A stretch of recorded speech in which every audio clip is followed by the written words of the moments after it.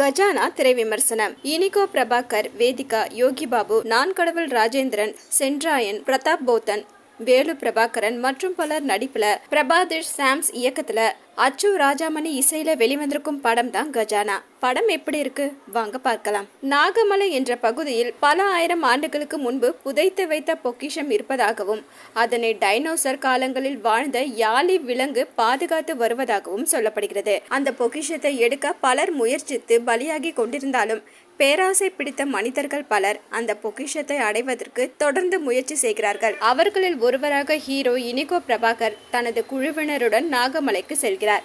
மறுபக்கம் அதே பொக்கிஷத்தை கைப்பற்றுவதற்கான முயற்சியில் பிரபல அகழ்வாராய்ச்சியாளரான வேதிகாவும் ஈடுபடுகிறார். இவர்களுடன் யோகி பாபு மற்றும் நான் கடவுள் ராஜேந்திரனும் அந்த காட்டுக்குள் பயணப்படுகிறார்கள். இதற்கிடையே பொக்கிஷம் இருப்பதாக நம்பப்படும் அந்த இடத்தில் நாக இனத்திற்கு சொந்தமான பஞ்சபூதங்களையும் கட்டுப்படுத்தும் நவரத்ன கற்கள் இருக்கும் உண்மை தெரிய வருவதோடு அதனை கைப்பற்றுவதற்காக பல வருடங்களாக போராடி வரும் கருட இனத்தின் தலைவி சாந்தினி இனிகோ பிரபாகர் அந்த இடத்தை நெருங்கும் போது அவரிடம் இருந்து அதனை கைப்பற்ற திட்டமிடுகிறார். நவரத்ன கற்களை கைப்பற்ற முயற்சிக்கும் இவர்களின் நிலை என்ன ஆனது? அதனை பாதுகாக்கும் யாலி உண்மையா? நாகமலையை சுற்றி இருக்கும் மாய உலகத்தின் பின்னணி என்ன போன்ற கேள்விகளுக்கு பிரம்மாண்டமான VFX காட்சிகள் மூலமும் சுவாரஸ்யமான ஃபேண்டசி கற்பனை கதை மூலமும் பதில் அளிப்பதுதான் கஜானா.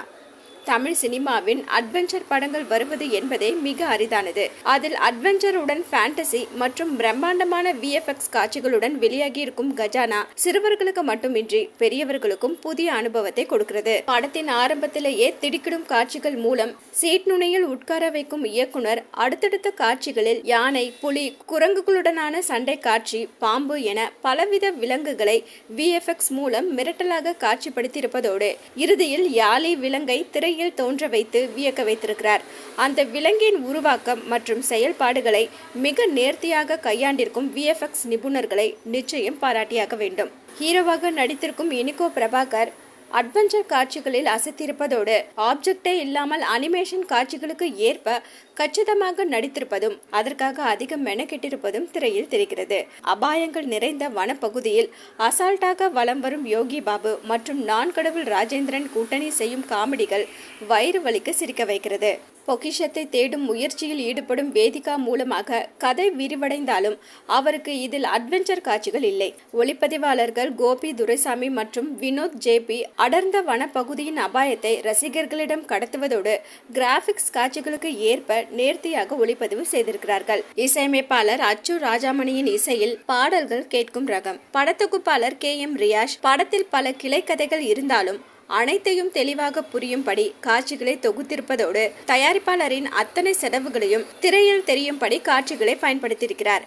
எழுதி இயக்கியிருக்கும் பிரபாதேஷ் சாம்ஸ் ஃபேண்டசி உலகத்தை தனது கற்பனை மூலம் உருவாக்கினாலும் அதற்கு VFX பணி மூலம் உயிரூட்டி இருக்கிறார். மொத்தத்துல கஜானா சிறியவர்கள் முதல் பெரியவர்கள் வரை கொண்டாடும் புதிய உலகம்.